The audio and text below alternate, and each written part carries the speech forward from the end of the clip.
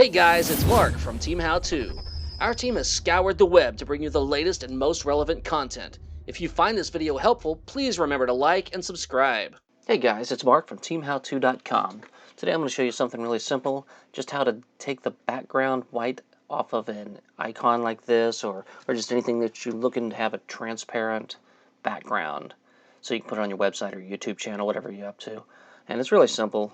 We're in Photoshop. All we're going to have to do here first, I've opened this already.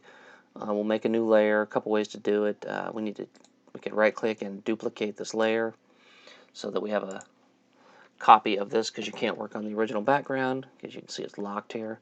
We'll deselect that or turn that off, and then we'll have this one to work on. So very simple. You come over to this particular magic wand tool. It might be set at either of these. Make sure it's magic wand. Click on the white area, and you can see it's selected everything in here. It's selected around his feet, everywhere.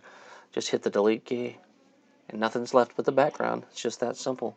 Now, if you're working on an image that doesn't have a perfect contrast, like this one has the black outline that helps, the best thing to do would be to throw just sort of a box behind it. Do something like this.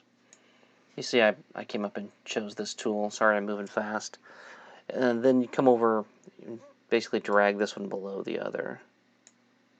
There you go. Now you can take a quick look and make sure everything just looks as you want it. If it's not the way you want it, you can come up here, grab this quick selection tool, and sometimes you can fine tune it. Make sure you're on the background layer. You can come in here and fine tune little areas. The most important thing now is when you go to save this, we want to make sure the layer that's the blue layer, in this case, is not being applied. We want to come over to the file, go down here to save for web.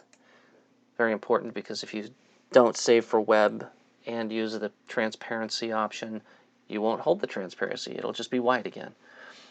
So in this case, I would always prefer to go with a PNG. PNG will preserve the transparency, and I like the PNG 24. If you did a JPEG or any of the other GIFs, they're just not going to be transparent, so just go with the PNG. And then hit save, and we'll just save this as thumbsup.png. There we go. Alright, that's all there is to it. Now we can just upload that into our website or wherever we're working with it, and it'll show up with no background. Thanks, hope you enjoyed it. Hope it helped. Hey, did you remember to subscribe?